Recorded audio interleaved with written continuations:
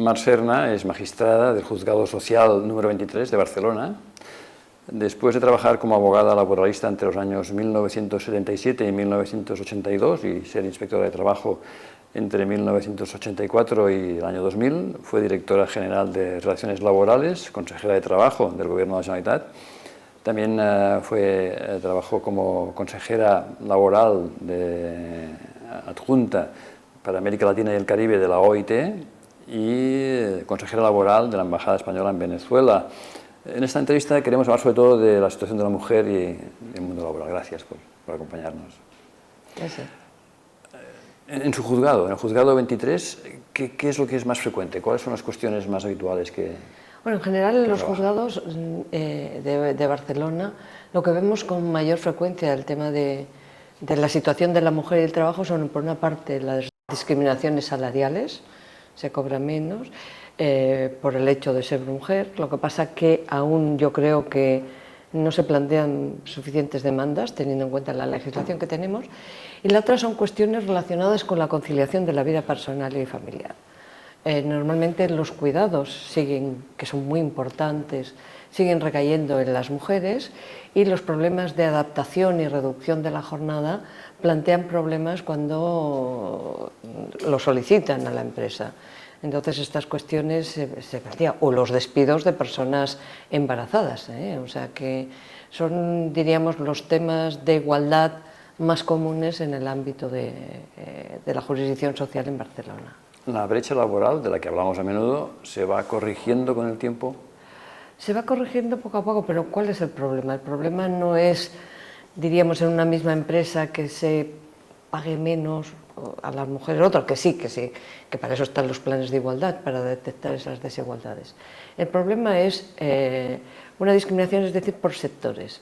Si comparamos la retribución que tiene, por ejemplo, un convenio de la construcción, un sector mayoritariamente masculinizado, y lo pones en relación con el convenio de la sanidad, un sector feminizado, te encuentras clarísimamente que el salario de ellas, para igual formación, es muchísimo más bajo. El problema no solamente, ya digo, que es interno dentro de la empresa, que lo es, pero fundamentalmente es el empleo en esos sectores feminizados que se valoran menos en la sociedad y que por lo tanto tienen una retribución inferior.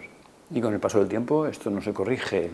Bueno, yo creo que se tendrá que ir corrigiendo. Estamos en vías, empieza a haber instrumentos para empezar a reducir esa brecha.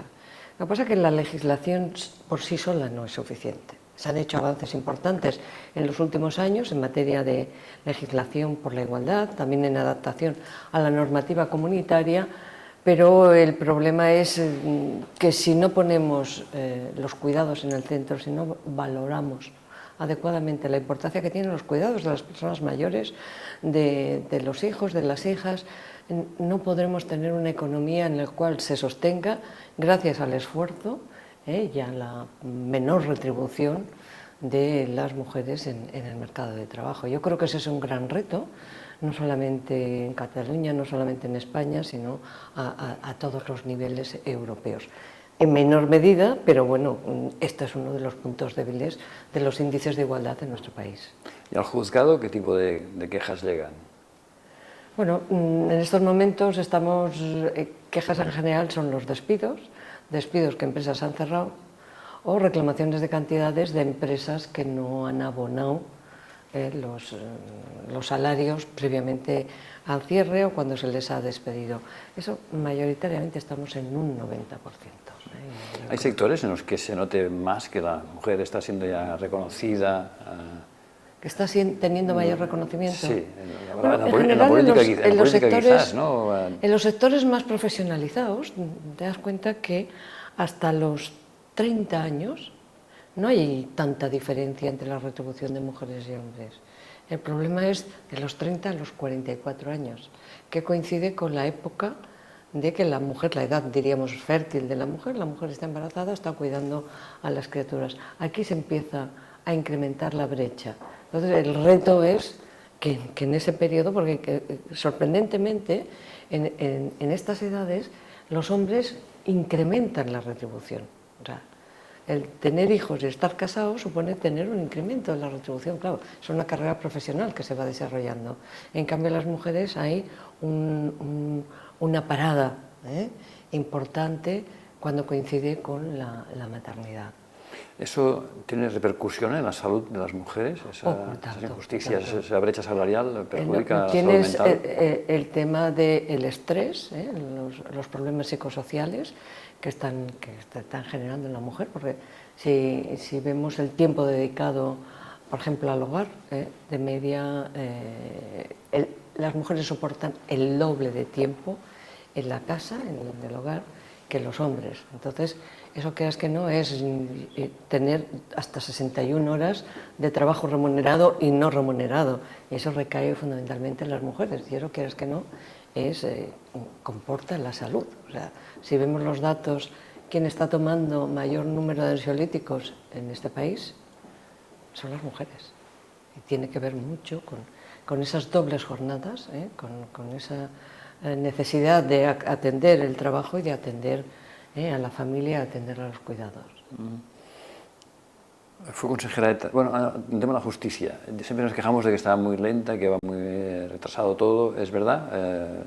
Está todo acumulado allí, perdemos muchos años está lenta. en hacer Yo juicios, creo todo eso. que deberíamos ser más rápidos en la solución de los problemas, que para un despido se tarde, por ejemplo, 9 meses, un año, es mucho tiempo. O por una reclamación de cantidad se tarde casi 2 años, o si yo creo que tengo una incapacidad permanente y no me la han concedido como yo creo que la tengo y la tengo que reclamar judicialmente, pues están tardando también de media 1 y medio, 2 años. Creo que el esfuerzo no debe recaer exclusivamente sobre las personas titulares de los juzgados, sino que por una parte se deben potenciar los mecanismos de solución alternativa de los conflictos, es decir, la mediación, la conciliación, que hay elementos en el mundo laboral, pero seguramente hay más posibilidades de incrementarlo en su eficacia, y por otra parte se debe dotar de más medios, de más juezas y jueces al frente de los juzgados y por lo tanto mayor número de juzgados. Fue consejera entre el 2006 y el 2010. ¿Sí? En ese periodo, ¿qué consiguió hacer en este ámbito? Conseguí. Al principio yo era muy optimista en conseguir retos y pues, todos en general en materia de igualdad, pero coincidió con la gran crisis del 2008. En el 2006 todo iba muy bien, en el 2007 también. Y en el 2008 empezamos a ver la hecatombe, ¿no?, de la pérdida de empleo mayoritariamente. A mí me queda una cifra que cada día en las oficinas de trabajo de la Generalitat de Cataluña entraban 1000 personas que habían perdido su empleo. Eso es importante. Ahora bien, ¿por eso dejamos de hacer actuaciones en materia de igualdad? No. Seguimos haciendo actuaciones, creamos una Dirección General de Igualdad de Oportunidades en el trabajo y se hicieron proyectos interesantes, como por ejemplo es uno, con un grupo de empresas comprobamos que el mayor número de medidas de conciliación, la flexibilización de la jornada, conseguía una reducción del absentismo. Muchas empresas se quejan, es que el absentismo es muy importante. Bueno, yo creo que el absentismo puede ser importante si hay esa rigidez, ¿no?, en cuanto a la entrada, la salida, el poder acudir a acompañar a los padres a la sanidad.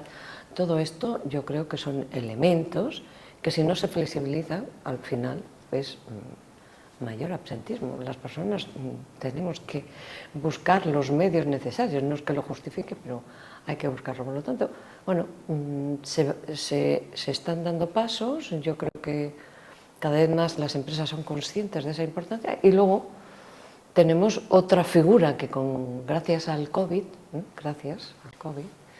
se ha incrementado, se ha duplicado en nuestro país, que es el teletrabajo. Puede ser un instrumento útil para en ciertos supuestos flexibilizar la jornada para mujeres y hombres, no solamente para mujeres. ¿Cuál es el problema? Que está limitado a un sector de actividad. En segundo lugar, que hay más mujeres que hombres realizando esto, porque al final la conciliación es la que obliga y hay elementos de no socialización. de las mujeres y por lo tanto más difícil luego la carrera profesional. Pero hay que tener en cuenta que después del COVID hemos duplicado el número de personas, el porcentaje de personas que realizan el teletrabajo. Esta puede ser una vía, no teletrabajar al 100%, pero sí articular mecanismos de flexibilidad para mujeres y hombres que puedan atender a las responsabilidades personales, familiares y coordinarlas con la responsabilidad laboral. Han pasado 13 años desde que dejó de ser consejera, ¿no? Han pasado también bastantes consejeros. ¿Unos cuántos años? ¿Qué le parece cómo ha ido el tema de la gestión política del Departamento de Trabajo durante estos años? Bueno, han sido años de poca, yo creo que cuando tú entras en una responsabilidad política se necesita una cierta estabilidad, un cierto tiempo, no solamente para planificar las acciones, sino para ejecutarlas, ¿no? Las acciones políticas. Yo creo que estos años ha habido bastantes cambios, bastante inestabilidad. Se han ido haciendo avances importantes, pero yo, por ejemplo, noto en falta cosas como la política de prevención de riesgos laborales, que en nuestro gobierno fue muy importante poner en evidencia la cantidad de personas que perdían la vida o que perdían la salud fruto de los accidentes y de trabajo y de las enfermedades profesionales. He hecho en falta que la sociedad en su conjunto esté concienciada sobre esos temas y que el Departamento de Trabajo lidere esas políticas de lucha contra la siniestralidad. Yo creo que ahora hay una Consejería de Igualdad y de Feminismos que podía tener también elementos para impulsar proyectos específicos de igualdad en nuestra sociedad. Ojalá, espero que lo haga. Aquellos años de gobiernos de tripartito de izquierdas, ahora han sido unos años de gobiernos de derechas, ¿no? A nivel catalán. A nivel catalán, bueno, ha habido gobiernos, de todo ha habido, y ahora hay un gobierno de solamente una fuerza política de Esquerra Republicana de Cataluña, pero con la limitación del número de personas diputadas que tienen en el Parlamento de Cataluña. Si no recuerdo mal, son 35 para un Parlamento de 135 personas. Por lo tanto, conseguir aprobar una norma ya es difícil cuando tienes la mayoría o casi la mayoría, cuando estás en una situación bastante limitada de eso, es difícil avanzar y crear una normativa específica. Pero bueno, si no puedes normas, yo creo que se pueden impulsar políticas, mostrar la voluntad política de que las cosas se pueden cambiar, concienciar a la ciudadanía, concienciar al empresariado y ir avanzando. ¿Y se nota la diferencia entre un gobierno de izquierdas y uno de derechas en el ámbito laboral? Por supuesto, por supuesto. Solamente pongo un ejemplo. El gobierno que ahora está en funciones, la cantidad de normas tan importantes que ha aprobado en materia laboral. Todo el tema de los planes de igualdad, a que me refería antes, la cuestión de equiparar los permisos iguales e intransferibles por nacimiento de padres y madres, yo creo que es una labor importante. Los registros de jornada, establecer registros de jornada diaria para que la jornada diaria, para evitar el uso abusivo de la realización de horas extras. Bueno, estas son algunas de las medidas, el tema de los riders, bueno, los elementos de precarización que hay en el mercado de trabajo intentan, yo creo que un gobierno de izquierdas es muchísimo más sensible al mundo del trabajo que un gobierno de derechas, eso sin duda. Y a la historia de los últimos, diríamos, 10-15 años me remito. Por tanto, a Yolanda Díaz le pondría una buena nota. Sí, yo creo que ha hecho un buen trabajo, porque hay un elemento importante en nuestro país. La historia legislativa, ¿no?, nos demuestra que el imponer normas de forma unilateral, sin el consenso de los agentes sociales, al final tenemos mucha norma, y es lo que pasa en España y pasa en América Latina, que es la brecha entre ley y realidad. Aprobamos normas, pero no se cumplen. En cambio, cuando esas normas las acuerdas con los agentes económicos y sociales, el empresariado y los sindicatos, tienen más posibilidades de hacerse efectiva, porque vienen del consenso. Y yo creo que aquí la ministra de Trabajo en funciones actualmente ha hecho un buen trabajo del diálogo social y también de modificaciones normativas. En el ámbito de América Latina, fue consejera laboral adjunta de la OIT en América Latina y Caribe, ¿hay mucha diferencia entre la situación laboral en nuestro país, por ejemplo, en Europa, cómo se vive, cómo trabajáis, sobre todo las mujeres también allí? Yo creo que recientemente estuve en un congreso de juezas y jueces de América Latina, juezas y jueces, mayoritariamente juezas de América Latina, y por ejemplo, en la perspectiva de juzgar, teniendo en cuenta la perspectiva de género, valga la redundancia, se avanza mucho en el ámbito penal, ¿no? En el ámbito penal sí que hay mucha sensibilidad de las violencias de género, violencias contra las mujeres en América Latina, y se están haciendo resoluciones, sentencias muy interesantes. En cambio, en el ámbito laboral, yo creo que falta mayor concienciación de la importancia que tiene de determinar, identificar los estereotipos que hay cuando nosotras y nosotros juzgamos un asunto, porque estamos en la sociedad, como cualquier ciudadano o ciudadana, identificar esos estereotipos para eliminarlos y aplicar la ley sin esas diferencias que hay respecto a las mujeres y los hombres. En América Latina yo creo que les transmitimos, ¿no?, mucha parte de nuestra cultura, de la parte mala, diríamos, del sentido de esa brecha entre ley y realidad. También tienen ese problema, tienen normas interesantes, hay sentencias fantásticas, pero yo creo que en el ámbito laboral se debería dar un mayor impulso en todo el tema de discriminaciones respecto a la mujer. Yo creo que ahí hay una asignatura pendiente que estoy convencida que en los próximos años se va a abordar. Hablando de juezas, usted fue una de las fundadoras de la Asociación de Mujeres Juezas de España, ¿no? AMGE. La primera juez española fue en 1977, muy tarde.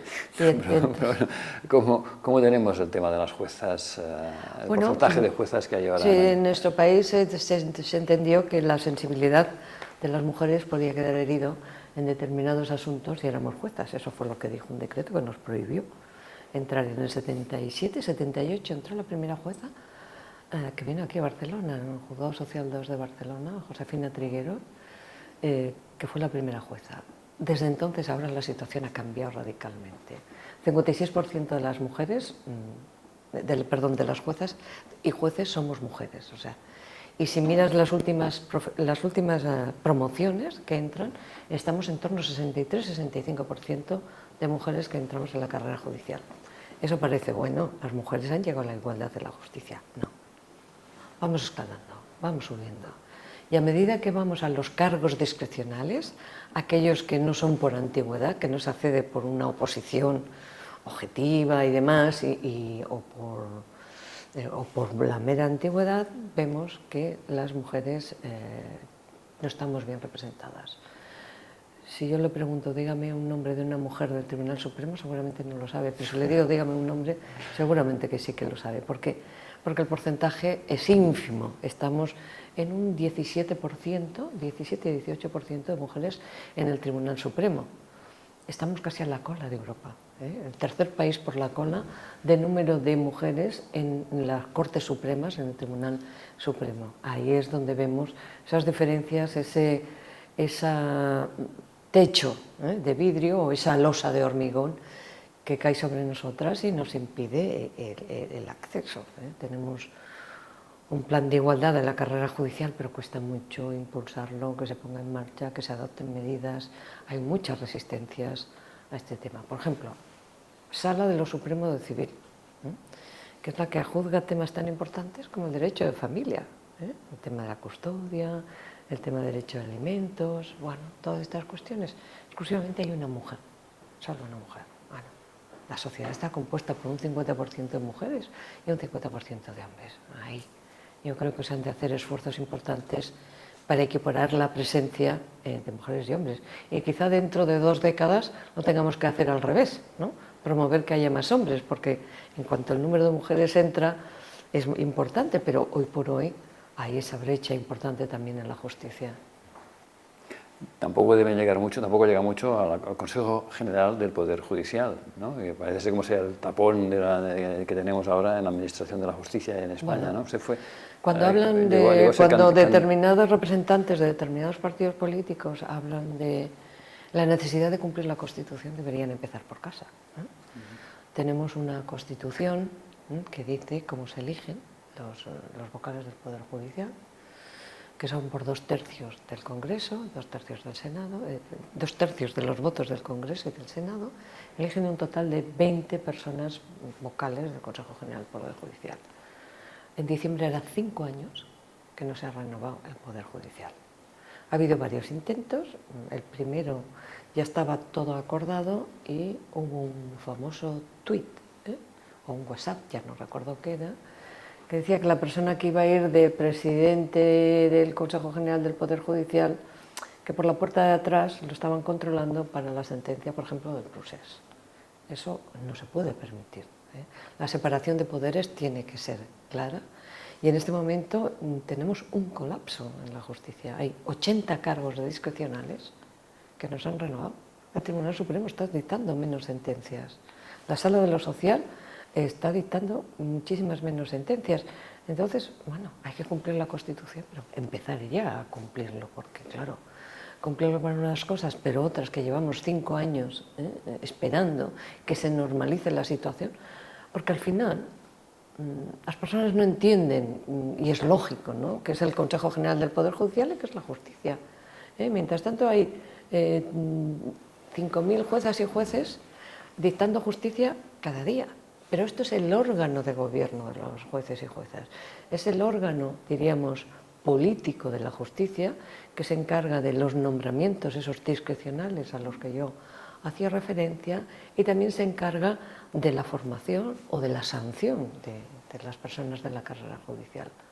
Pues bien, las personas confunden una cosa con otra y al final la conclusión es el Poder Judicial está politizado, y no es eso.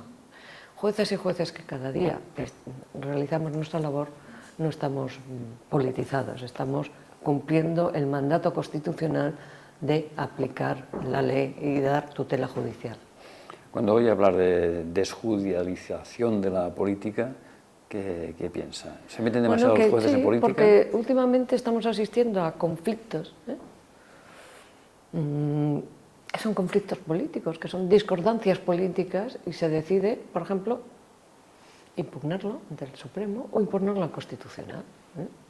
La última sentencia, la última norma que se impugnó por 2 partidos políticos, y voy a decir los nombres, por Vox y el Partido Popular, era la norma de los riders. Hacer que esas personas que nos traen la comida en una bicicleta, en una moto, tengan una relación laboral, fue una norma que lo reconoció. Pues hay 2 partidos políticos que no estaban de acuerdo y que acuden al Tribunal Constitucional.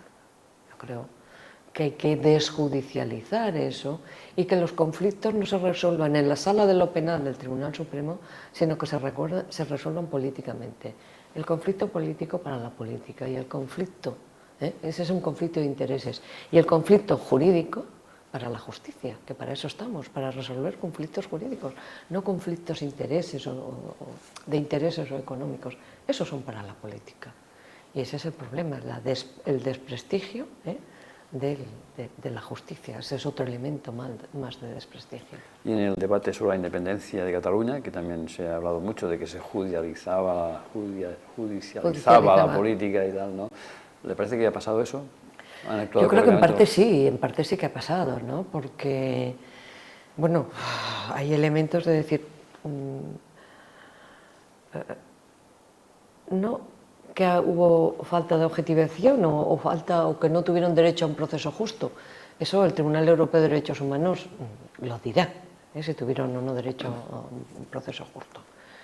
Pero quizá las normas no eran justas, no eran justas, era una normativa anticuada y demás, estaba pensada para otras situaciones, y el activismo social por sí solo, que hubo mucho activismo social, no tiene por qué imponer una condena penal. Si hay gente que organiza un conflicto, yo qué sé, por un piquete o una huelga, y se suben a un coche con un con un altavoz, eso yo creo que entra dentro de la libertad de expresión y no debería ser punible. Otra cosa es las normas que habían en ese momento cuando se dictó la sentencia. Pero yo creo que judicializando la política mal vamos, no avanzamos y nuestra sociedad tiene que avanzar enseñando a niños y niñas que el consenso es la forma de resolver los conflictos, de resolver las situaciones que estamos en desacuerdo. Y eso aún no ha llegado a la política o se está yendo de la política, y eso es una pena. Y ese consenso y esa necesidad de pacificar el debate político justificaría, no sé si lo pongo en un brete con esta pregunta, una amnistía que cierre un poco el proceso de estos años que hemos vivido. Bueno, desde el año 2017 ahora yo creo que se ha ido pacificando bastante, ¿no? Creo que los indultos contribuyeron a esa pacificación, y ahí, por ahí, todavía quedan elementos, ¿no?, que se tienen que arreglar y se tienen que arreglar desde el consenso. O sea, que se acuerde la solución. La amnistía es una decisión del legislativo, no es una decisión del político, del ejecutivo. Así como el indulto es una decisión del poder ejecutivo, la amnistía es una decisión del órgano legislativo, de las cámaras, del Congreso y del Senado. Y ahí es donde se tiene que buscar ese consenso y hacer avanzar nuestra sociedad. Cataluña ha perdido estos años, o sea, estos años se ha perdido desde el punto de vista económico. Se ha perdido seguramente desde las inversiones.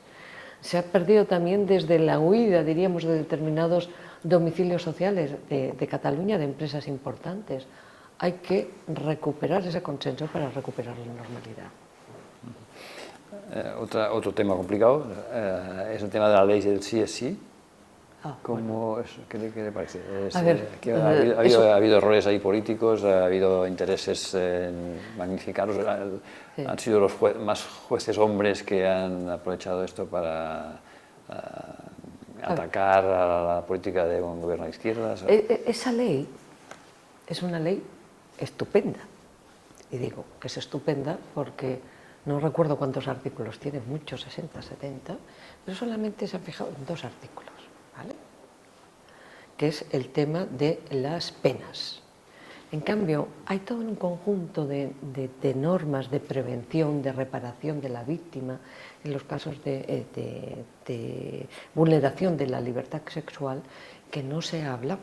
No se ha hablado, y eso yo leo cada día sentencias penales que me erizan el vello, que me impactan muchísimo, porque eso está produciéndose en nuestro país en el tema de violaciones, abusos, agresiones sexuales.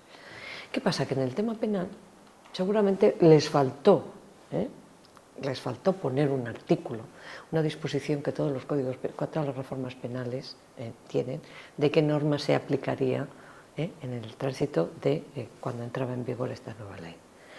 Se ha dado muchísima importancia a que unas personas salgan un mes antes de la cárcel, cuando decir la cárcel no soluciona. O sea, hay lo que hay el penalismo mágico, ¿no? Entonces se modificó, y lo que pasa es que solamente se habla de las sentencias que rebajan las penas, y no se habla de las sentencias que confirman las penas con la ley orgánica nueva de libertad sexual. Yo invito a todo el mundo que critique esta ley que se la lea y vea cómo nos hemos adaptado, ha sido un país pionero en adaptarse al convenio de Estambul. Es un convenio de la violencia contra las mujeres. Es que no vale solamente reprimir esas conductas, hay que prevenirlas, y hay que, si se producen, reparar a las víctimas y sensibilizar a todas las sociedades de la educación, los medios de comunicación, absolutamente a todos, para evitar que esas conductas, bueno, ¿qué está pasando con la agresión de menores en masa a niñas menores? Bueno, eso es una auténtica barbaridad, y ahí es donde tenemos que poner todas las energías y todas las fuerzas, y no que haya un mes más de pena o un mes menos de pena. Eso es importante, pero no es fundamental. Un último tema de actualidad, el tema de la selección española femenina de fútbol, el beso del presidente de la federación a una futbolista. Bueno, yo creo que eso ha sido la gota que ha colmado el vaso, porque las futbolistas llevan años reivindicando, primero, tener un convenio, lo consiguieron, pero claro, el salario garantizado en un convenio colectivo de las mujeres futbolistas, si no recuerdo mal, eran 10.000 euros anuales.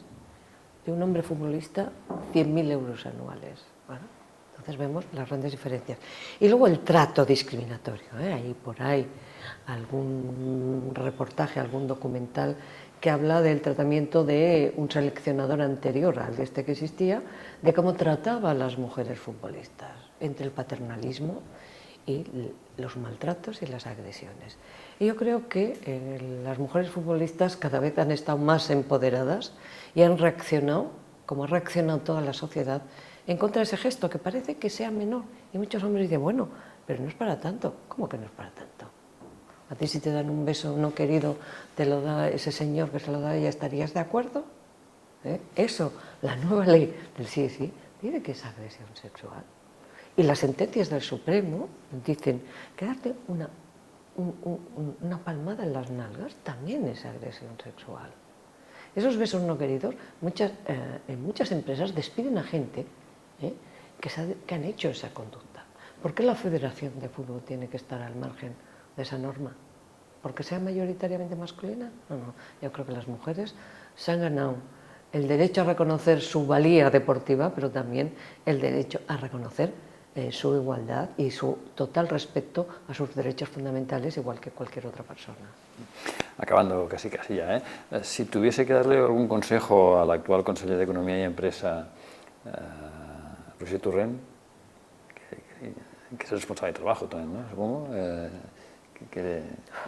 Eso de dar consejos, eso de dar consejos es complicado, porque no estás al mando de la gestión y cada uno tiene unas circunstancias, pero como está Economía y Empresa, yo le rogaría esta Empresa y Treball. Exacto. Que la empresa es muy importante porque da puestos de trabajo, pero el trabajo digno, el trabajo de calidad, también es muy importante y que los tenga en el mismo nivel. Seguramente lo está haciendo, pero bueno, que se perciba que los tiene en el mismo nivel y importa tanto las empresas que dan empleo como los trabajadores que generan riqueza para esas empresas. Si tuviese que pedir un deseo para que mejore la situación laboral de las mujeres hoy, ¿qué pediría? Un deseo. Pues bueno, yo creo que me gustaría construir una nueva sociedad, construirla conjuntamente con los hombres, y en que esa sociedad, hombres y mujeres, seamos iguales, seamos felices, creemos una nueva sociedad y que en el mundo de trabajo el talento sea igual que el que aportamos las mujeres que el que aportan los hombres, porque eso es cierto. Y yo creo que construir conjuntamente una nueva sociedad sin discriminaciones, igualitaria, comportará necesariamente ese trabajo igualitario, esa retribución igualitaria y esa eliminación de las desigualdades y de las discriminaciones que aún existen y persisten en el mundo del trabajo. Pues me ha contestado la última pregunta que tenía prevista, que era qué deseo le iba a pedir para una sociedad mejor, ¿no? Pero bueno. Ya te lo he dicho. Sí, me lo ha dicho. Yo creo que sí. Muchas gracias por todo. Nada.